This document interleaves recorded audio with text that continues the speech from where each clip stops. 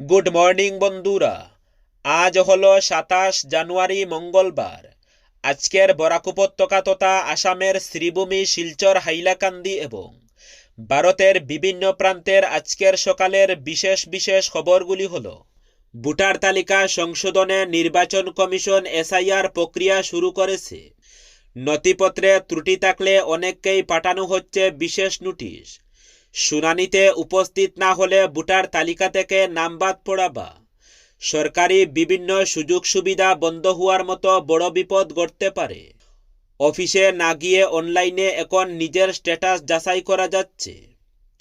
আপনার বা পরিবারের নামে কোনো নোটিশ বা শুনানির দিন ধার্য হয়েছে কিনা তা ডিজিটাল পদ্ধতিতে দ্রুত পরীক্ষা করে আজই নিশ্চিত হয়ে নিন। পাতারকান্দিতে জাতীয় পতাকার গুরুতর অবমাননার ঘটনায় সর্বত্র তীব্র ক্ষোভ ও নিন্দা ছড়িয়ে পড়েছে। এক শিক্ষা প্রতিষ্ঠানে জাতীয় পতাকা বিধি লঙ্ঘনের অভিযোগ সামনে আসায় ব্যাপক প্রতিক্রিয়া সৃষ্টি হয়েছে। সোমবার পাতারকান্দি শিক্ষাখণ্ডের অন্তর্গত 241 নম্বর উনামগ্রাম এলপি স্কুলে প্রজাতন্ত্র দিবসে উত্তোলিত জাতীয় পতাকা সূর্যাস্তের বহু সময় পরও নামানো হয়নি। রাত 8:30 পর্যন্ত পতাকা উত্তোলিত অবস্থায় জাতীয় পতাকা সহিংসতা ও সাংবিধানিক শিষ্টাচারের স্পষ্ট গুরুতর লঙ্ঘন বলে মনে করেছেন সচেতন মহল। একটি শিক্ষা প্রতিষ্ঠান থেকে এমন দায়িত্বহীনতা ও অবহেলা দেশবাসীর কাছে অত্যন্ত লজ্জাজনক ও নিন্দনীয় বলে মত প্রকাশ করেছেন স্থানীয়রা। যেখানে শিক্ষা প্রতিষ্ঠান থেকে দেশপ্রেম, শৃঙ্খলা ও দায়িত্ববোধের শিক্ষা দেওয়ার কথা, সেখানে জাতীয় পতাকার প্রতি এমন অবজ্ঞা সমাজের জন্য গভীর উদ্বেগের বিষয় বলে মনে করা হচ্ছে। ঘটনাটি প্রকাশ্যে আসতেই পাতারকান্দি জুড়ে নিন্দার ঝড় বয়ে যায়। স্থানীয় নাগরিক, অভিভাবক ও সমাজকর্মী একযোগে ঘটনার তীব্র প্রতিবাদ জানিয়ে অবিলম্বে তদন্ত শুরু এবং দায়ীদের বিরুদ্ধে কঠোর প্রশাসনিক ও আইনগত ব্যবস্থা গ্রহণের দাবি তুলেছেন।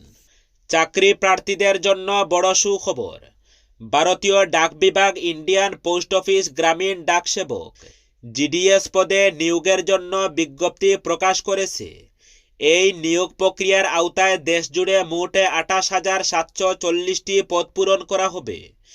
এর মধ্যে অসম রাজ্যের জন্য রয়েছে 639টি পদ।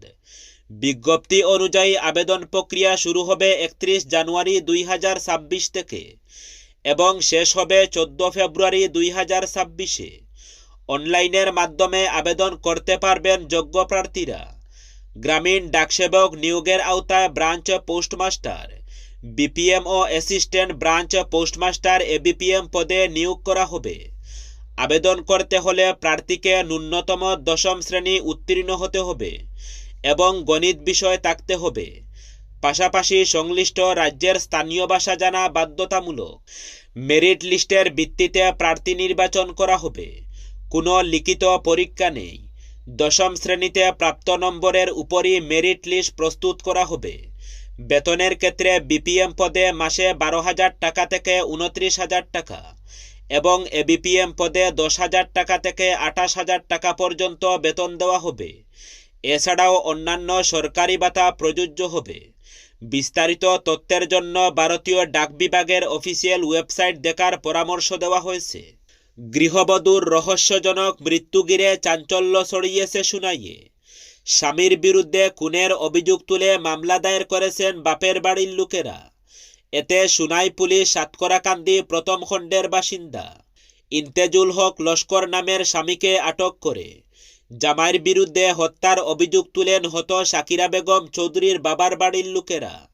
এ নিয়ে সুনাই থানায় জামাইসহ 3 জনকে অভিযুক্ত করে মামলা দায়ের করেছেন বোন সুমি আক্তার চৌধুরী। সংবাদ মাধ্যমে গৃহবধূর পরিজনরা জানান, রবিবার রাতে শারীরিক নির্যাতনের ফলে গুরুতর অসুস্থ হয়ে পড়ে শাকিরা বেগম চৌধুরী। পরে মেডিকেলে নিয়ে যাওয়ার পথে মৃত্যু হয়। তারা জানান, 2024 সালের মে মাসে শাকিরার বিবাহ হয় ইন্তেজুলের সঙ্গে, কিন্তু সাংসারিক জীবনে শারীরিক ও মানসিক নির্যাতনের শিকার হয়েছিলেন শাকিরা। মাস দেড়েক আগে এক কন্যা সন্তানেরও জন্ম দেন শাকিরা। গৃহবধূ শাকিরা বেগমের ময়নাতদন্তের পর লাশ বিকেলে তুলাগ্রাম 2য় খণ্ডের বাবার বাড়িতে আনা হয়। এতে শোকে ব্যঙ্গে পড়েন বাবার বাড়ির লোকেরা। মেয়ের হত্যার ন্যায় বিচারের দাবি তুলেন পরিবার পরিজনরা। অন্যদিকে গৃহবধূ হত্যাকে মিথ্যে বলে দাবি করেছেন স্বামী ইন্তেজুল হক লস্করের পরিবার পরিজনরা। তারা জানান, শাকিরা বেগম রাতে আচমকা অসুস্থ হয়ে পড়লে সঙ্গে সঙ্গে তাকে শিলচর মেডিকেল কলেজ ও হাসপাতালে নিয়ে যান স্বামী, কিন্তু শেষ রক্ষা হয়নি। এসারে সাধারণ মানুষের বিরুদ্ধে পরিকল্পিতভাবে মিথ্যা অভিযোগ এনে চরম হয়রানি চালানো হচ্ছে। এই অভিযোগ তুলে শাসক দলের বিরুদ্ধে কার্যত যুদ্ধ ঘোষণা করল কংগ্রেস। নরসিংহপুর ব্লক কংগ্রেসের সভাপতি রাজেন পালিত অভিযোগ করেন, এসারের মাধ্যমে দলাই বিধানসভা আসনে ৬,০০০-এরও বেশি সাধারণ মানুষের নামে মিথ্যা অভিযোগ দায়ের করা হয়েছে, যার ফলে বহু নিরীহ পরিবার আতঙ্ক, হয়রানি ও অনিশ্চয়তার মধ্যে দিন কাটাতে বাধ্য হচ্ছে। রাজেন পালিত সরাসরি শাসক দলকে নিশানা করে বলেন, এটি কোনো প্রশাসনিক পদক্ষেপ নয়, বরং রাজনৈতিক প্রতিহিংসা চরিতার্থ করার ষড়যন্ত্র। কংগ্রেস ও বিরোধী কণ্ঠস্বর দমন করতেই সাধারণ মানুষকে ডাল হিসাবে ব্যবহার করা হচ্ছে। তিনি দৃপ্ত কণ্ঠে হুঁশিয়ারি দিয়ে বলেন, বই দেখিয়ে মামলা দিয়ে প্রশাসনকে ব্যবহার করে কংগ্রেসকে দমিয়ে রাখা যাবে না। আপনা টাইম আয়েগা বলে হুঁশিয়ারি দেন পালিত। তার দাবি, আগত নির্বাচনে নিজেদের পরাজয় নিশ্চিত বুঝতে পেরেই শাসক দল মরিয়া হয়ে উঠেছে। পায়ের নিচে মাটি সরে যেতে দেখে বুটচুরি, বয় দেখানো এবং প্রশাসনিক চাপের মাধ্যমে ক্ষমতা আঁকড়ে ধরার চেষ্টা চলছে, কিন্তু জনগণের শক্তির কাছে এইসব কূটকৌশল টিকবে না বলে স্পষ্ট বার্তা দেন ব্লক সভাপতি রাজেন পালিত। আরও বলেন, দলাই বিধানসভা কেন্দ্রে আজ যে রাজনৈতিক দমন নীতি চলছে তা জনগণের উপর সরাসরি আঘাত। সাধারণ মানুষের কণ্ঠবোধ করতে শাসক দল প্রশাসনকে হাতিয়ার বানিয়েছে। সাধারণ মানুষের কণ্ঠরোধ করতে শাসক দল প্রশাসনকে হাতিয়ার বানিয়েছে। কংগ্রেস এই অন্যায়ের বিরুদ্ধে রাস্তায় নামতে প্রস্তুত এবং প্রয়োজনে বৃহত্তর আন্দোলনের পথেও হাঁটবে।